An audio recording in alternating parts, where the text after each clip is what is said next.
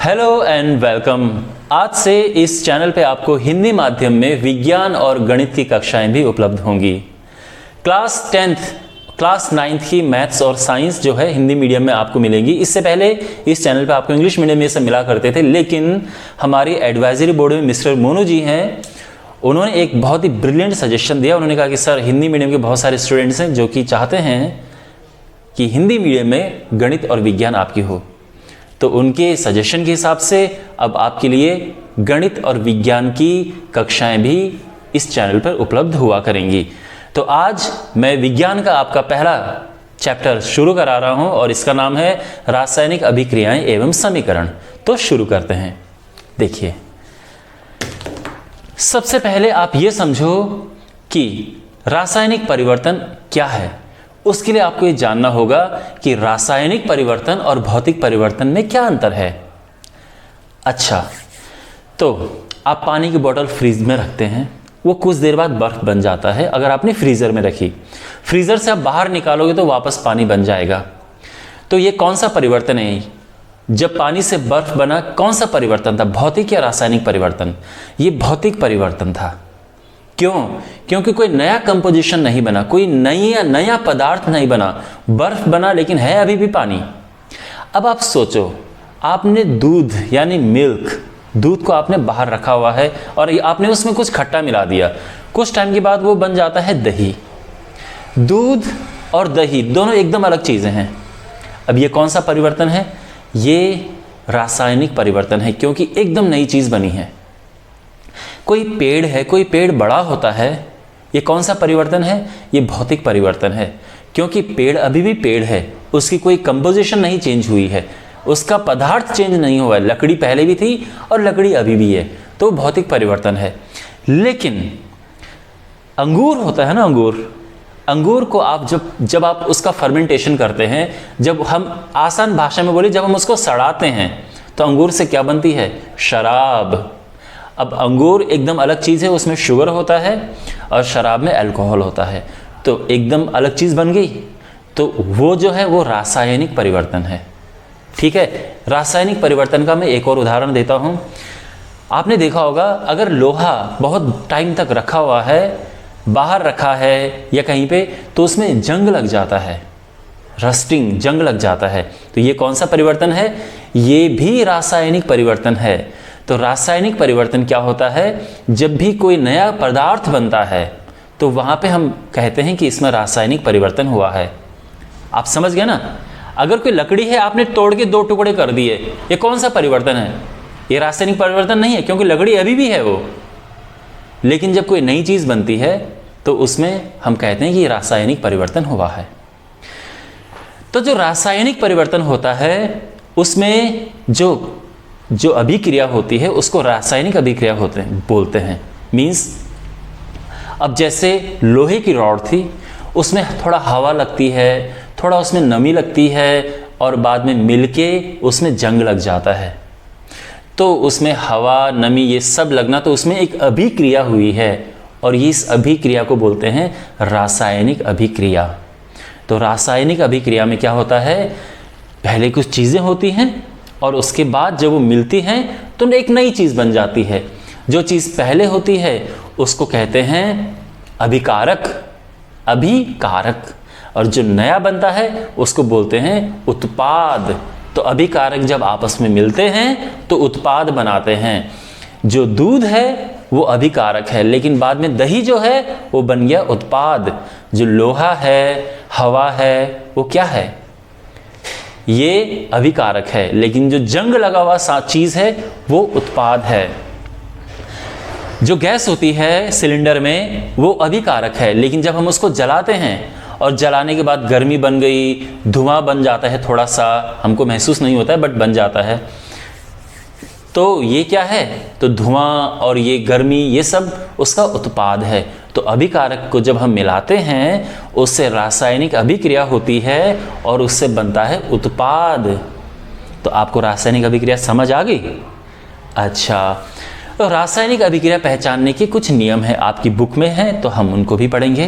तो टोटल 4 तरह से आप कह सकते हैं कि भाई रासायनिक अभिक्रिया हुई। तो कोई भी रासायनिक अभिक्रिया जब होती है तो उसके 4 लक्षण हमको दिखते हैं। सबसे पहला अवस्था में परिवर्तन। अवस्था क्या होती है? देखो, अवस्था जैसे ठोस, द्रव, गैस, इनको हम अवस्थाएं कहते हैं। तो जैसे आपने देखा दूध क्या होता है? द्रव होता है। जब उसकी दही बनती है तो दही गाढ़ी बन जाती है, तो हम उसको ठोस कह सकते हैं। तो यहाँ पे आपने क्या देखा कि अवस्था में परिवर्तन होता है। हो सकता है हर बार हो, ये ज़रूरी नहीं है, बट अवस्था में परिवर्तन भी रासायनिक अभिक्रिया का एक लक्षण है। इसके बाद होता है रंग में परिवर्तन। कभी कभार रासायनिक अभिक्रिया जब होती है तो उनका रंग बदल जाता है, उनका कलर चेंज हो जाता है। ठीक है, जैसे कॉपर सल्फेट का एक जो सॉल्यूशन होता है, कॉपर सल्फेट का मिश्रण, आप उसमें अगर लोहे की कील डालोगे तो कॉपर सल्फेट पहले ब्लू कलर का जो दिखता है, ब्राउन कलर का, उसका वो कलर हट जाएगा।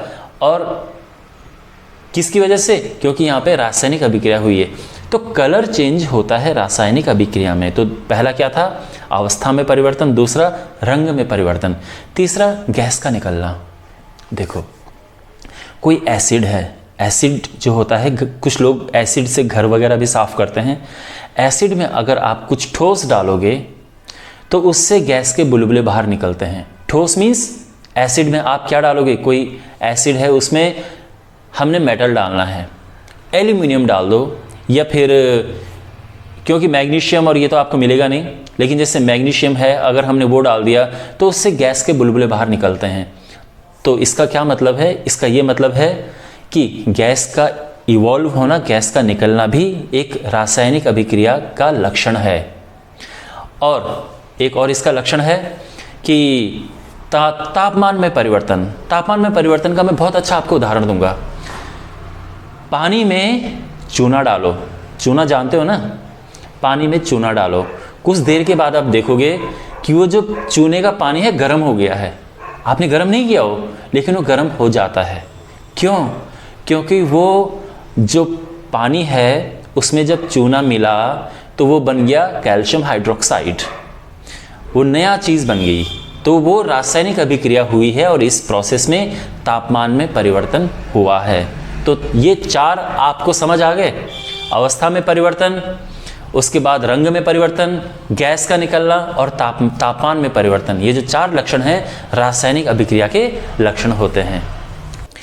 तो इस चैप्टर का जो पहला पार्ट था रासायनिक अभिक्रियाएं, आपको रासायनिक अभिक्रिया जो शब्द है वो आपको समझ में आ गया होगा। लेकिन जो दूसरा पार्ट है एवं समीकरण, ये अब हम समझते हैं। तो देखिए, रासायनिक समीकरण क्या होता है? देखिए, मैंने आपको क्या बताया था कि जैसे जो मिल्क है उसमें आपने नींबू डाला और वो दही बन गया, या फिर जो लोहा है उसमें हवा लगी, उसमें थोड़ा मॉइस्चर लगा, नमी लगी और उससे जंग लग गया उसमें, तो नया प्रोडक्ट बन गया। तो अगर हम इसको बिल्कुल एक लाइन में लिखें, हम किस तरह से लिखें कि भाई लोहा, फिर उसके बाद ऑक्सीजन यानी हवा, और फिर नमी, और अब बन गया जंग। तो जब हम इसको एक लाइन में लिखेंगे तो इसको बोलेंगे हम शब्द समीकरण। शब्द समीकरण, ठीक है? तो शब्द समीकरण में हम केवल शब्द लिखेंगे कि भाई सोडियम, उसमें मिला ऑक्सीजन और बन गया सोडियम ऑक्साइड। तो ये तो हो शब्द समीकरण। लेकिन जब हम इनको सिंबल्स के रूप में लिखेंगे तो उनको कहते हैं केमिकल रिएक्शन, रासायनिक समीकरण। तो जैसे सोडियम का सिंबल आना चाहिए Na, ऑक्सीजन का आना चाहिए O2, और उसके बाद सोडियम ऑक्साइड Na2O। ये हमारी केमिकल रिएक्शन है। जैसे मैंने आपको बताया था कि जो चूना है, चूना होता है कैल्शियम ऑक्साइड CaO, वो किससे मिला? पानी से मिला H2O, और उसके बाद क्या बन गया? कैल्शियम हाइड्रोक्साइड CaOH का होल ट्वाइस। तो ये जो है इस तरह से जो हम लिखते हैं, ये है केमिकल रिएक्शन यानी रासायनिक समीकरण। तो अब आपको पता चल गया रासायनिक समीकरण क्या होता है। अब मैं आपको बताऊंगा कि रासायनिक समीकरणों को हम बैलेंस कैसे करते हैं, उनको हम संतुलित कैसे करते हैं। ठीक है, ऑलराइट बच्चों, तो किसी भी रासायनिक समीकरण को संतुलित करने से पहले रासायनिक समीकरण लिखना तो आना चाहिए, चाहे संतुलित हो या असंतुलित हो। तो सबसे पहले आपके सामने देखो, ये लिखा है शब्द समीकरण। सोडियम प्लस ऑक्सीजन मिलके बना सोडियम ऑक्साइड, ये है शब्द समीकरण।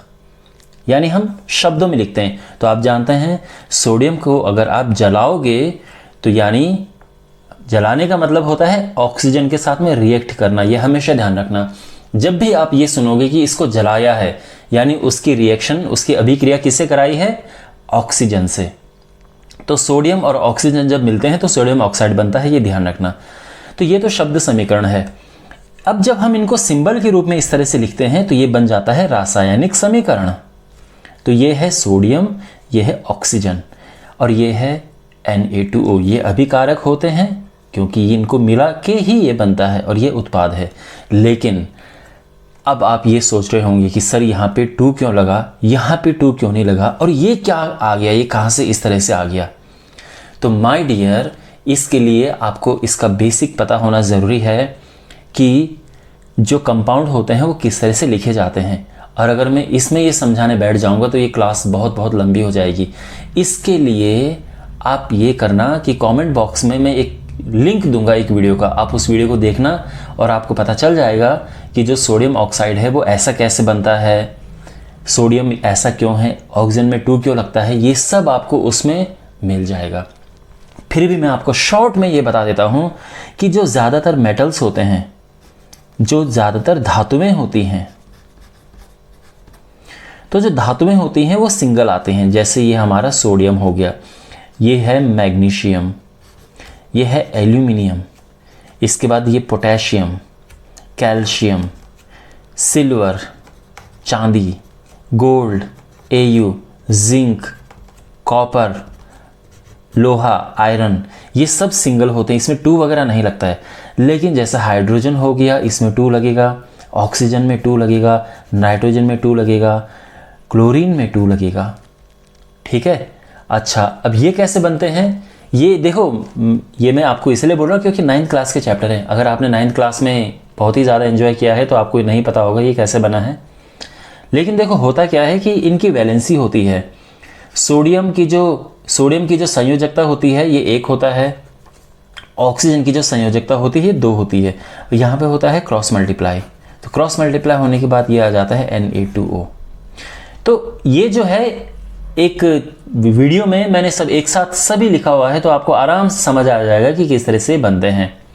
तो यहाँ पे फिलहाल आप ये देखो कि ये सोडियम है, ये ऑक्सीजन है और ये ऐसा है। यहाँ पे आप पाएंगे माय डियर स्टूडेंट्स कि जो ऑक्सीजन है वो यहाँ तो लेफ्ट हैंड साइड में 2 है ना ये ऑक्सीजन, लेकिन यहाँ ऑक्सीजन तो 1 ही है।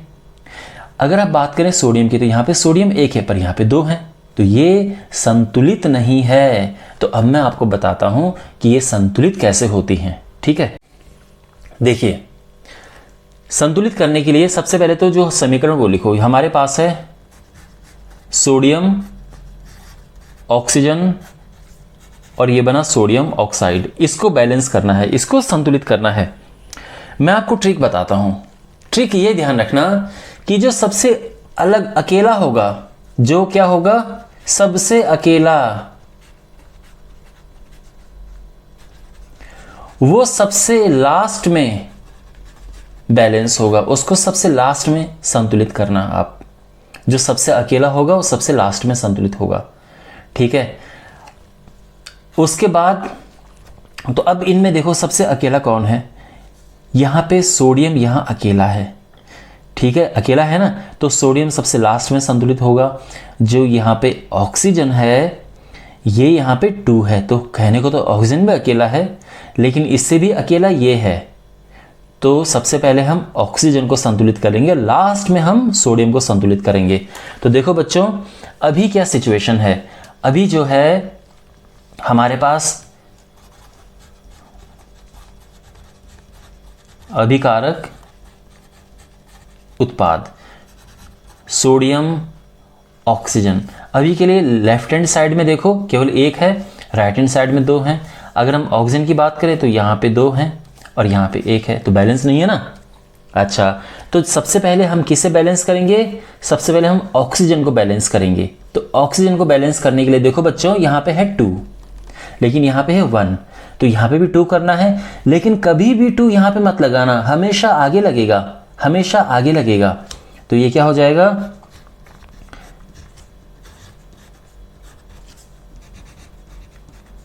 हमने लगाया आगे, ध्यान रखना आगे लगेगा। अब O कितना हो गया, तो देखो बच्चों इसका मल्टीप्लाई होता है इससे, तो मान लो यहाँ पे 1 है तो 2 एकम 2 हो गया, और ऑक्सीजन तो यहाँ पे 2 ही है, तो ऑक्सीजन हो गया बैलेंस। अब करेंगे बैलेंस सोडियम को, तो अभी तक हमने किया बैलेंस किसे, ऑक्सीजन, और अब बैलेंस होगा सोडियम। सोडियम देखो यहाँ कितना है, यहाँ है 2 दूने 4, इसका गुणा इससे होता है, लेकिन यहाँ पे सोडियम केवल 1 है, तो 2 दूने 4 और यहाँ पे केवल 1 है, तो यहाँ पे हम 4 का गुणा करेंगे,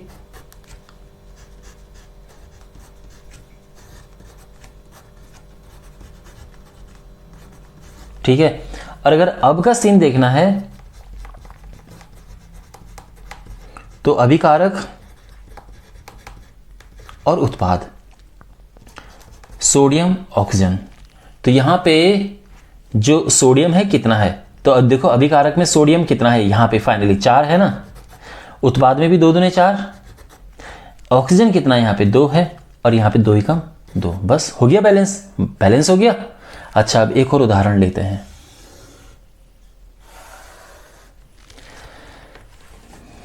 मैग्नीशियम जब ऑक्सीजन से रिएक्ट करता है तो बनता है MgO। अब इसे बैलेंस करना है, तो देखो यहाँ पे मैग्नीशियम 1 है, यहाँ पे भी 1 है, लेकिन ऑक्सीजन यहाँ 2 है, यहाँ पे 1 है, तो यानी पहले ऑक्सीजन बैलेंस करो, तो ऑक्सीजन बैलेंस किया तो यहाँ 2 का मल्टीप्लाई किया, ये 2 था, यहाँ पे तो 1 ही है, तो यहाँ 2 का मल्टीप्लाई करेंगे जिससे कि ये भी 2 हो जाए, ये भी 2 हो जाए, तो हमने 2 का गुणा कर दिया यहाँ पे, यहाँ तक समझ आ गया। अब देखो ऑक्सीजन तो 2 हो गई, लेकिन मैग्नीशियम यहाँ पे 2 हो गई है ना, 2 मैग्नीशियम, लेकिन यहाँ पे 1 ही मैग्नीशियम है, तो अब मैग्नीशियम को बैलेंस करेंगे, तो यहाँ 2 का गुणा करेंगे, 2Mg प्लस O2, ये बन गया 2MgO। कोई दिक्कत समझने में, ठीक है। एक और ले, जो एल्यूमिनियम होता है अगर इसकी रिएक्शन ऑक्सीजन के साथ होती है तो ये बन जाता है एल्यूमिनियम ऑक्साइड, Al2O3 होता है। अगेन ये Al2O3 क्यों हुआ, ये भी अगेन मैं आपको उस वीडियो में समझा रखा है, तो आप उसको आराम से देख लेना कि सोडियम ऑक्साइड ऐसे क्यों बनता है, मैग्नीशियम ऑक्साइड ऐसे क्यों होता है, एल्यूमिनियम ऑक्साइड ऐसे क्यों होता है, उसमें सब है। अब यहाँ पे देखो सबसे पहले बैलेंस किससे करेंगे हम यहाँ पे, अब यहाँ पे थोड़ा सा कंफ्यूजन है। देखो बच्चों सबसे पहला हमें ये देखना है कि सबसे अकेला कौन है, सबसे अकेला तो ये है, तो ये तो होगा सबसे लास्ट में, ठीक है। बात करते हैं ऑक्सीजन की यहाँ पे, तो यहाँ पे ऑक्सीजन कितना है, 2 है, और यहाँ पे 3 है। आगे समस्या, भाई समस्या आ गई ना, भाई ये 2 है ये 3 है, इसको बराबर कैसे करोगे, अगर आपने यहाँ 2 का गुणा किया तो ये तो 4 हो जाएगा। तो एक तरीका है, और वो तरीका क्या है कि यहाँ तो करेंगे हम 2 का गुणा, यहाँ तक करेंगे 3 का गुणा। आप समझ आ रहा है आपको, देखिए यहाँ हो जाएगा 3 का गुणा, और यहाँ करेंगे 2 का गुणा। इससे क्या होगा कि 2 3 6 ये हो गया, और 2 3 6 ये हो गया, तो ऑक्सीजन बैलेंस होगी। अब बात करते हैं एल्यूमिनियम की। एल्यूमिनियम कितना है यहाँ पे, 2 दूने 4, यहाँ पे बस 1 है, तो अब एल्यूमिनियम के लिए 4 का मल्टीप्लाई कर देंगे, और ये हो जाएगा 3O2 2Al2O3। कोई दिक्कत समझने में, वेरी नाइस। तो इस तरह से बैलेंस, कुछ और लेते हैं बैलेंस, अभी हम और करेंगे 1 2 और। अब हमने इसे बैलेंस करना है, इसे संतुलित करना है, तो देखो करते हैं। तो नियम मैंने क्या बताया था, जो सबसे अकेला है वो सबसे लास्ट में सॉल्व होगा, तो सबसे अकेला तो ये है, ये सबसे लास्ट में होगा। उससे कम अकेला कौन है, उससे कम अकेला हाइड्रोजन है, तो यानी सबसे लास्ट में हम करेंगे इसे संतुलित। इससे थोड़ा पहले हम करेंगे हाइड्रोजन को संतुलित, और इससे पहले हम करेंगे बचा क्या, ऑक्सीजन। तो यानी शुरुआत करेंगे ऑक्सीजन से, तो यहाँ ऑक्सीजन को संतुलित करो। तो देखो यहाँ पे क्या है, देखो यहाँ पे ऑक्सीजन 1 है, और यहाँ पे कितनी है, 4 हैं। तो देखो ऑक्सीजन को संतुलित करते हैं सबसे पहले। तो यहाँ पे 4 हैं, यहाँ पे 1 है, तो क्या तरीका है, तो तरीका ये है कि यहाँ 4 का गुणा किया जाए, और मैंने क्या बताया था कि गुणा होगा तो केवल यहाँ पे होगा, यहाँ मत लगा देना, ठीक है ना। तो 4 का गुणा हुआ और ये आ गया।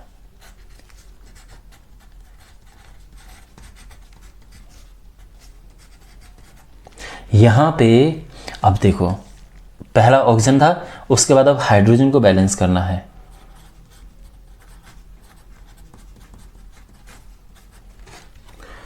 हाइड्रोजन को बैलेंस करने के लिए हम क्या करेंगे, गिनो कितने हैं, यहां पे हैं 4 दूने 8, यहां पे केवल 2 हैं। तो अगर हम यहां 4 का गुणा कर दें तो ये भी 8 हो जाएगा, तो ये होगा Fe प्लस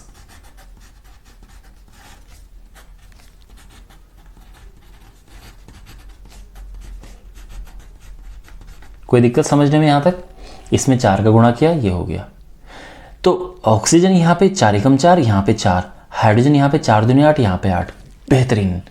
तो ये दोनों बैलेंस हो गए। अब बचा क्या, बचा आयरन Fe। यहां 3 है, यहां 1 है, तो यहां पे भी 3 का मल्टीप्लाई करो,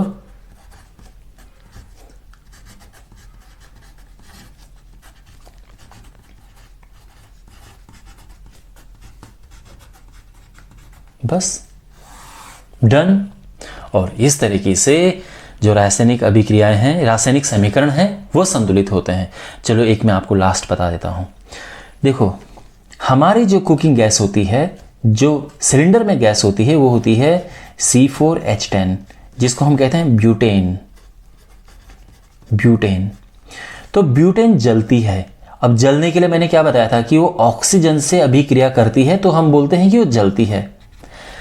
जब भी पेट्रोलियम जलता है या ब्यूटेन जो सिलेंडर की गैस है जलती है, तो उससे क्या क्या बनता है, उससे बनता है कार्बन डाइऑक्साइड, उससे बनता है पानी, वाटर, और उससे बनती है बहुत सारी हीट। ये तो आप जानते ही हैं, खाना तो इससे बनता है। ये है, तो हमने यहां पे इसे संतुलित करना है, यानी बैलेंस करना है। तो कैसे करें, तो देखो, सबसे पहले मैंने क्या बताया था, जो सबसे अकेला है वो सबसे लास्ट में होगा। तो अकेला अगर हम देखें तो ओ ही है सबसे अकेला, वो होगा लास्ट में। अच्छा, अब इससे पहले हमारे पे डिपेंड करता है कि हम किसे करें। तो हाइड्रोजन को भी कर सकते हैं और कार्बन को भी कर सकते हैं, ठीक है। अच्छा, अब यहां पे देखो, पहले एक काम करते हैं, कार्बन से शुरू करते हैं। कार्बन यहां पे कितना है, 4 है, यहां पे केवल 1 है, तो यहां पे 4 को गुणा कर दो। तो सबसे पहले किसे बैलेंस करना है हमने, ध्यान से देखना, ये बहुत इंपॉर्टेंट है। कार्बन को बैलेंस किया, ठीक है। अच्छा, तो यहां पे 4 है, तो यहां पे भी 4 को गुणा कर देंगे, हो गया कार्बन बैलेंस, हीट, ठीक है। अब बात करते हैं किसकी, हाइड्रोजन की, क्योंकि ऑक्सीजन तो सबसे लास्ट में होगा। हाइड्रोजन की बात करते हैं। यहां पे हाइड्रोजन कितना है, 10, और यहां पे है केवल 2। तो कैसे बराबर करें, तो यहां अगर हम 5 का गुणा कर दें तो क्या होगा, ये भी 10 और ये भी 10, ठीक है। तो अब हाइड्रोजन की बारी है, C4H10 plus O2 4CO2 plus 5H2O plus heat. यहां तक कोई समस्या समझने में, ये सबसे इंपॉर्टेंट स्टेप है, सबसे इंपॉर्टेंट स्टेप है। आपको बहुत अजीब अटपटा भी लगेगा ये, लेकिन इसका ये करने का एक तरीका है। यहां पे देखो, ऑक्सीजन कितना है, 4 दूने 8, और यहां पे ऑक्सीजन कितना है, 5। तो कितने हो गए, 8 और 5 13 हो गए। कोई दिक्कत समझने में, यहां तक समस्या ये आन पड़ी है, यहां पे 13 का कुछ जुगाड़ नहीं है। अगर आप यहां पे 6 लिखोगे तो 6 दूने 12 हो जाएगा, 7 लिखोगे तो 14 हो जाएगा, लेकिन यहां पे 13 कैसे करें, तो उसका एक तरीका है माय डियर। यहां पे हम 13/2 का मल्टीप्लाई करेंगे, किसका, 13/2 का, क्योंकि ये मान लो कि 2 से 2 कट के 13 ही बचेगा। तो यहां ऑक्सीजन कितना है, 4 दूने 8 और 5 ही 13, और यहां पे ऑक्सीजन कितना है, यहां पे भी 13 ही है, 2 से 2 कट गया तो 13 ही बचेगा। ये है हमारे पास, और ये समीकरण आ गया, और ये अपने आप में संतुलित है। समस्या ये है कि यहां पे हम अपॉन में नहीं लिखते हैं, बटे में नहीं लिखते हैं, ठीक है, तो हम क्या करेंगे, इस पूरे समीकरण में 2 का गुणा कर देंगे। तो 2 का गुणा करेंगे तो क्या मिलेगा, यहाँ पे मिलेगा 2C4H10 हो गया। यहाँ 2 का गुणा करेंगे तो 2 कट जाएगा, बचेगा सीधे 13O2। यहाँ भी 2 का गुणा किया 4 दूने 8, यहाँ पे 2 का गुणा किया 10H2O, और ये तो हीट है। यहाँ पे 2 इंटू गर्मी मत लिख देना, हीट मीन्स ऊष्मा लिख सकते हो आप, ठीक है, ऊष्मा। तो यहाँ पे 2 मत लिखना, बाकी ये बैलेंस हो गया। अब दोबारा देखें, चलो हमारे पास है कार्बन 4 दूने 8 और यहाँ पे कार्बन 8, ठीक है। हाइड्रोजन यहाँ पे कितने हैं, 10 दूने 20 और यहाँ पे भी 10 दूने 20। ऑक्सीजन यहाँ पे कितने हैं, 13 दूने 26 और यहाँ पे 8 दूने 16 और 10 से कम 10, 16 और 10 26, बैलेंस हो गए। ऑलराइट माय डियर, ये था समीकरण को संतुलित करना। अब मैं इस टॉपिक के अगले पार्ट की ओर बढ़ता हूं। ओके, अब मैं आपको ये बताता हूं कि जो अभिक्रियाएं हैं वो कितने प्रकार की होती हैं। देखो, अभिक्रियाएं 4 प्रकार की होती हैं, तो एक एक तरह से हम जो सभी प्रकार के रासायनिक अभिक्रियाएं हैं उनसे होते हुए जाएंगे। और सबसे पहली जो रासायनिक अभिक्रिया है नंबर 1, वो है संयोजन। संयोजन अभिक्रिया। संयोजन अभिक्रिया है सबसे पहले। देखो, इस नाम से ही पता चल रहा है संयोजन, यानी इसमें जोड़ना होता है। तो जब भी हम 2 या 2 से अधिक को मिलाते हैं, जैसे ये A है, B है, C है, कितने भी हो सकते हैं, लेकिन उनको मिला के अगर केवल एक बने, मान लो कि हमने बना दिया D, तो ये है संयोजन अभिक्रिया। तो इस प्रक्रिया में केवल एक ही उत्पाद बनता है, एक ही उत्पाद बनता है, ठीक है। तो यहां पे जो मैंने आपको बताया था, एक उदाहरण दिया था कि जो चूना है यानी CaO, कैल्शियम ऑक्साइड, ये चूना होता है, इसको मिलाया पानी में, इसके बाद ये क्या बना, कैल्शियम हाइड्रोक्साइड। तो यहां पे हमारे पास 2 थे, 2 से बना 1। इससे पहले आपने देखा हमारे पास सोडियम था, उसको मिलाया हमने ऑक्सीजन से और वो क्या बना, सोडियम ऑक्साइड। ये लो, बैलेंस भी हो गया। तो यहां पे ये संयोजन अभिक्रियाएं, क्योंकि इनका जो उत्पाद है, इनका जो प्रोडक्ट है वो केवल एक ही है, तो संयोजन अभिक्रियाएं समझ आ गई। Okay, very nice. वैसे ज्यादातर जगहों पे आप नोटिस करेंगे कि जब ऑक्सीजन के साथ में अभिक्रिया होती है काफी बार, तो वह संयोजन अभिक्रिया ही होती है। आपने जैसे मैग्नीशियम का उदाहरण लिया, इवन अगर हम कोयले को देखो, कोयला यानी कोल यानी कार्बन, ये कोयला है, इसको जब जलाएंगे, और जलाने के लिए मैंने क्या कहा था, O2 के साथ रिएक्शन जलाना होता है, तो क्या बनता है, कार्बन डाइऑक्साइड। तो ये हमारा सॉलिड था, हमने इसको जलाया, गैस, ठीक है ना, ये जलाया हमने, और ये क्या बना, गैस बन गया कार्बन डाइऑक्साइड। तो ये संयोजन अभिक्रिया है। क्यों? क्योंकि एक से ज्यादा जो अभिकारक हैं उन्होंने मिलके एक उत्पाद बनाया है। तो जब 2 या 2 से अधिक अभिकारक मिलके एक उत्पाद बनाते हैं तो उसको संयोजन अभिक्रिया कहते हैं। कोई दिक्कत समझने में? अब हमारे पास है वियोजन अभिक्रिया, अपघटन, वियोजन यानी अपघटन अभिक्रिया। तो देखो, वियोजन नाम से ही पता चल रहा है कि इसमें टूटता है, इसमें एक आपके पास अभिकारक होता है और वो क्या हुआ, वो टूटा 2 या 3 या 4 में, तो ये होता है अब वियोजन यानी अपघटन, ठीक है। और ज्यादातर ये गर्म करके होता है, तो ये ऊष्मा का सिंबल है, ठीक है। हमने उसको गर्म किया, जब भी ये यहाँ पे सिंबल रहे ये समझ लेना कि गर्म किया है। तो किसी चीज को गर्म करके या जैसे भी अगर हम एक से ज्यादा में तोड़ दें तो उसको हम क्या बोलेंगे, उसको वियोजन बोलेंगे। समझ आ गया? अब इसके कुछ उदाहरण हैं। उदाहरण ये है, देखो कुछ उदाहरण आपको रटने पड़ेंगे। अब जैसे ये है फेरस सल्फेट, इसको किया गरम, ठीक है। गर्म करने के बाद ये 2 या 2 से अधिक में टूट जाता है। तो ये तो खैर 3 में टूटेगा,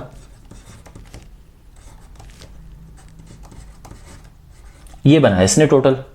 तो ये क्या हुआ, ये अपघटन हुआ, ये था और ये टूट गया। इस तरह से कैल्शियम कार्बोनेट है। जब हम इसे गर्म करते हैं तो CaO अलग हो जाता है और CO2 अलग हो जाता है। यह है कैल्शियम कार्बोनेट। कैल्शियम कार्बोनेट होता है ये कि संगमरमर का पत्थर भी कह सकते हैं आप इसे, ठीक है, लाइमस्टोन। और यह है चूना और यह है कार्बन डाइऑक्साइड। तो जब हम कैल्शियम कार्बोनेट को गर्म करते हैं तो उससे कैल्शियम ऑक्साइड और ये अलग हो जाता है। तो यहाँ पे भी क्या हुआ है, ये वियोजन हुआ है। तो माय डियर, मैं रिपीट करता हूँ कि जो वियोजन होता है उसमें क्या होता है, उसमें एक अभिकारक एक से ज़्यादा में टूटता है गर्म करके, अक्सर गर्म करते हैं उसे, ठीक है।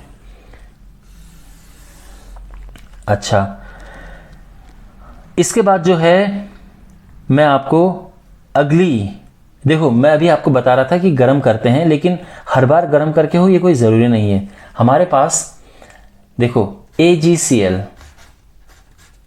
सिल्वर क्लोराइड, ये है सिल्वर क्लोराइड। इसको धूप में रखना होता है, किसमें, सूर्य के प्रकाश में।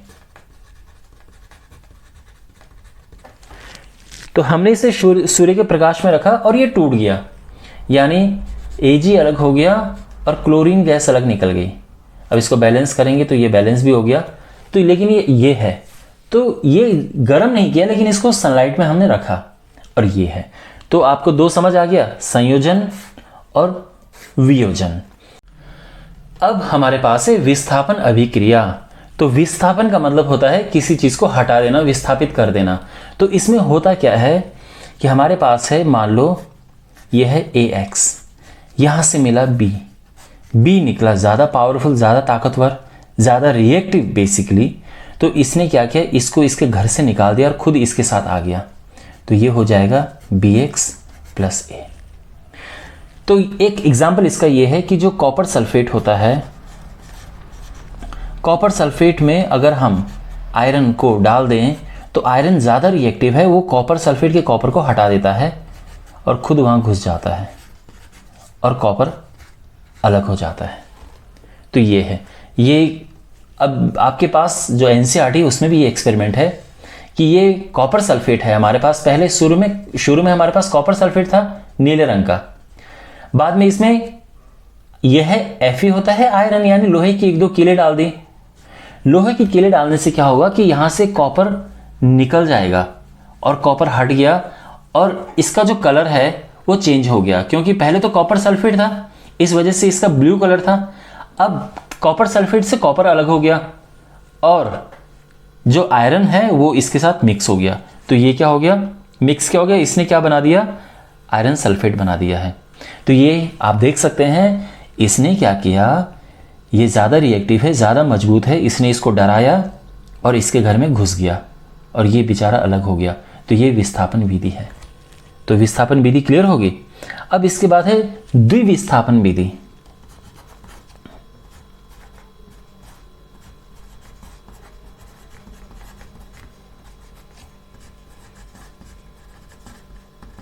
द्विविस्थापन विधि, डबल डिस्प्लेसमेंट रिएक्शन। तो इसमें क्या है, इसमें दोनों एक दूसरे से कम नहीं है। हमारे पास ये है, ये सोडियम सल्फेट और बेरियम क्लोराइड, ठीक है, इन्होंने आपस में रिएक्शन किया। यहां पे क्या हुआ कि बेरियम ने क्या किया, इसको धक्का दिया और यहां से भगा दिया इसको और खुद यहां घुस गया। लेकिन ये भी समझदार था, ये इसके घर में आ गया और ये हो गया द्विविस्थापन विधि। तो इसमें क्या होता है, मान लो कि हमारे पास है AX + BY, तो क्या करेगा, B इसके घर चला जाएगा, ये इसके घर चला जाएगा, तो BX + AY ये हो गया है। ये है द्विविस्थापन विधि, डबल डिस्प्लेसमेंट रिएक्शन, ठीक है। अब बच्चों में क्विकली आपको कुछ इंपॉर्टेंट 2-4 चीज़ें और बता देता हूँ। तो सबसे पहले जो इंपॉर्टेंट बात मैं आपको बता रहा हूँ वो है कि हमारे पास दो तरह की अभिक्रियाएं होती हैं, एक जिसमें गर्मी लगती है, जिसमें हमें गर्मी देनी पड़ती है, और एक होता है जिससे गर्मी बाहर निकलती है। तो इनके अलग अलग नाम हैं। एक है ऊष्माक्षेपी रासायनिक अभिक्रियाएं। देखो क्या बोला मैंने, ऊष्माक्षेपी रासायनिक अभिक्रियाएं। तो इसमें होता है उस ऊष्माक्षेपी का मतलब ऊष्मा निकलना। तो जो रासायनिक अभिक्रिया होती है, अगर उसमें देखो बहुत आसान जो मैंने आपको तरीका बताया था कि भाई ये कोयला है, कोयले को आपने जलाया तो कार्बन डाइऑक्साइड तो बनता है, लेकिन गर्मी भी तो निकलती है ना, गर्मी कोयले को जला के। तो कोयले का जलना ऊष्माक्षेपी अभिक्रिया है, पेट्रोलियम का जलना ऊष्माक्षेपी अभिक्रिया है। चूने में पानी मिलाना और इसके बाद कैल्शियम हाइड्रोक्साइड बनना, लेकिन साथ में ऊष्मा भी तो बनती है, गर्म हो जाता है ना भाई। चूने के बर्तन पानी में आप चूना मिलाना, फिर बाद में हाथ डाल के देखना, बहुत गर्म हो जाता है वो। तो ये क्या है, ये भी ऊष्माक्षेपी है। अच्छा, ये तो है कि ऊष्माक्षेपी का सब एक और बहुत इंपॉर्टेंट उदाहरण है, प्लीज बच्चों आप ये रट लेना। इसी का एक बहुत इंपॉर्टेंट एग्जाम्पल है श्वसन, यानी श्वसन जो है रेस्पिरेशन, ये सांस लेना नहीं है। सांस लेना और श्वसन दोनों अलग अलग चीजें हैं। सांस लेना क्या होता है, हमने सांस हवा अपने फेफड़ों में ली, ऑक्सीजन, और बाहर निकाल दी, वो तो हो गया सीधे सांस लेना। लेकिन श्वसन क्या होता है, हम सांस लेते हैं, हवा फेफड़ों में गई, वहां से जो ऑक्सीजन है वो ब्लड के साथ मिक्स होके शरीर के अलग अलग हिस्सों में चली गई। शरीर के अलग अलग हिस्सों में वहां पे पहले से जो ग्लूकोज पहुंच रखा है, वो ग्लूकोज ऑक्सीजन के साथ में रिएक्ट करके हमें एनर्जी देता है। ये है श्वसन। उसके बाद वो कार्बन डाइऑक्साइड निकलता है, वो फिर बाहर आता है फेफड़ों से, और उसके बाद हम सांस को बाहर छोड़ते हैं। इतना सारा ड्रामा होता है श्वसन में। तो हमारे पास क्या है, ग्लूकोज C6H12O6, ठीक है। ग्लूकोज में क्या किया हमने,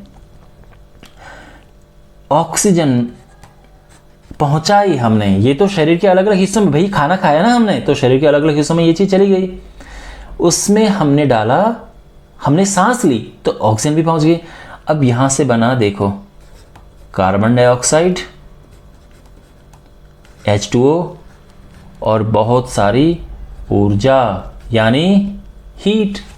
इसको बैलेंस करें अगर तो ये हो गया 6, और ये भी हो गया कितना 6, ठीक है, और ये हो गया 6, हो गया ना बैलेंस। हाँ, ये बैलेंस हो गया, ठीक है।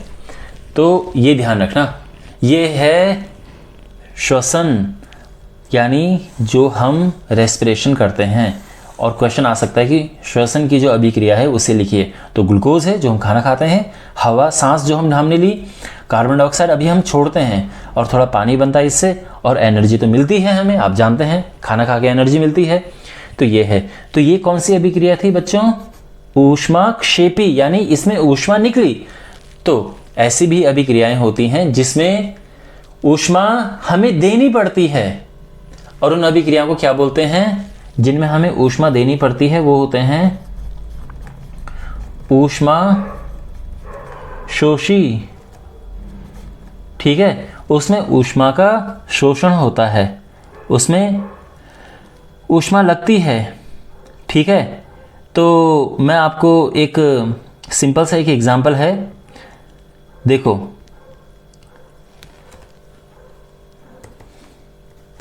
इससे पहले आपने देखा होगा कि भाई हमने क्या किया, जो कैल्शियम कार्बोनेट था उसको हमने गर्म किया था ना। गर्म करके क्या बना था, गर्म करके बना था कैल्शियम ऑक्साइड प्लस CO2। भाई आप गर्म नहीं करते तो ये नहीं बनता ना, तो गर्मी आपने दी, तो इसको क्या बोलते हैं? ऊष्माशोषी।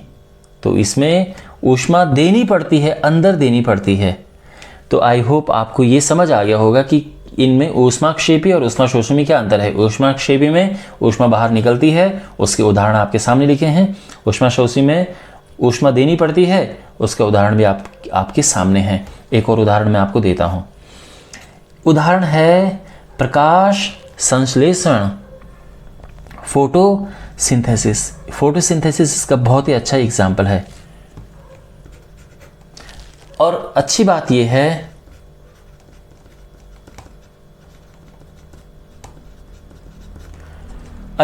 यह है कि जो ये है, अगर आप इसको पलट दें तो ये बन जाएगा। इतना आसान है ये। ठीक है भाई, हमारे पास क्या है? कार्बन डाइऑक्साइड, पानी और सूर्य का प्रकाश। भाई जो पेड़ पौधे होते हैं अपना खाना कैसे बनाते हैं? प्रकाश संश्लेषण से बनाते हैं। तो कार्बन डाइऑक्साइड और हाइड्रोजन, ये पानी जो है वो लेते हैं और सूर्य के प्रकाश में फिर बनाते हैं। वो बिल्कुल मैंने क्या कहा, पलट जाएगा। तो C6H12O6 तो ये बना, और साथ में ऑक्सीजन छोड़ते हैं, वो आप जानते हैं ना पेड़ पौधे। तो ये हो गया है। तो सीधी सी बात है, इसको पलट देना और ये आ जाएगा। Got it. तो अभी तक आपको क्या ये समझ में, जितनी 4 तरह की अभिक्रियाएं होती है सब समझ आ गई, और ये ऊष्माक्षेपी, ऊष्माशोषी, ये सब समझ आ गया ना। चलिए अब पढ़ते हैं ऑक्सीकरण अपचयन या उपचयन अपचयन अभिक्रियाएं। अब मैं आपको बताऊंगा कि उपचयन और अपचयन क्या होता है। देखो उपचयन जो है, आप इसका दूसरा नाम भी सुन सकते हैं, ऑक्सीकरण। तो उपचयन या ऑक्सीकरण सेम चीजें हैं। ठीक है, तो देखो ऑक्सीकरण यानी उपचयन का मतलब होता है ऑक्सीजन का जुड़ना। तो देखो यहां पे ऑक्सीजन जुड़ा और ये बन गया, तो यानी यहां से इसका जो बनना है उसको हम बोलेंगे उपचयन। और हम क्या बोलेंगे कि जो कॉपर है वो क्या हो गया है? ये उपचयित हो गया है। क्या हो गया है? उपचयित हो गया है। ठीक है, अच्छा अब यहां पे देखो, अपचयन होता है ऑक्सीजन का निकलना। जैसे कि उपचयन ऑक्सीजन का जुड़ना होता है, वैसे ही अपचयन ऑक्सीजन का निकलना होता है। आप देख सकते हैं यहां से ऑक्सीजन निकल रही है ना। तो हम कहेंगे कि भाई कॉपर ऑक्साइड का क्या हो गया है? अपचयन हो गया है। या फिर हम ये बोलेंगे कि कॉपर ऑक्साइड कॉपर में अपचयित हो गई है। कॉपर ऑक्साइड कॉपर में अपचयित हो गई है, इस तरह से पढ़ा जाता है। ओके, तो उपचयन और अपचयन समझ आ गया। उपचयन का मतलब ऑक्सीजन का जुड़ना और अपचयन मतलब ऑक्सीजन का निकलना। ये कोई रॉकेट साइंस नहीं है, आपको समझ आ गया होगा। लेकिन आप एक चीज नोटिस कर रहे होंगे, आप ये कह रहे होंगे कि सर देखो ये मैंने सेम समीकरण लिखी है। आप ये कह रहे होंगे कि सर यहां से तो ये समझ आ गया कि भाई इसका ऑक्सीजन निकल गया, लेकिन अगर हम इसकी बात करें तो इसमें तो ऑक्सीजन जुड़ रही है ना। तो हाँ मेरे बच्चों, यहां पे इसका तो हो रहा है अपचयन, लेकिन इसका क्या हो रहा है? उपचयन। तो यहां ऑक्सीजन जुड़ी तो H2 से H2O बन गया, तो इसका होगा उपचयन। और कॉपर ऑक्साइड से कॉपर बना, ऑक्सीजन निकले, तो यह हो गया अपचयन। कोई दिक्कत समझने में? यहां पे देखो ये बन गया है ये, तो इसमें ऑक्सीजन निकली है, ये हुआ अपचयन। और कॉपर में ऑक्सीजन जुड़ी है, ये बन गया उपचयन। ठीक है, तो इन अभिक्रियाओं को, जिन अभिक्रियाओं में दोनों एक साथ होता है, इनको बोलते हैं उपचयन अपचयन अभिक्रियाएं।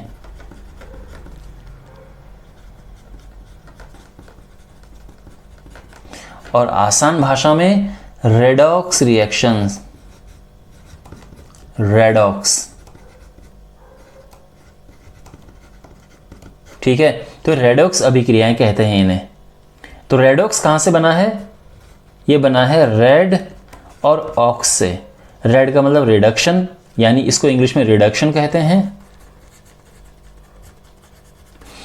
और ये हो गया ऑक्सीडेशन। तो उनको मिला के बना रेडॉक्स। तो दोनों ही उपचयन और अपचयन केवल एक ही समीकरण में हो रही हैं, तो इसलिए इनको रेडॉक्स रिएक्शंस कहते हैं। ठीक है। और फाइनली अंत में आपके पास 2 पॉइंट और हैं। एक है संक्षारण क्या होता है। संक्षारण को आसान भाषा में आपने सुना होगा जंग लगना। जंग लगता है ना, तो क्या होता है कि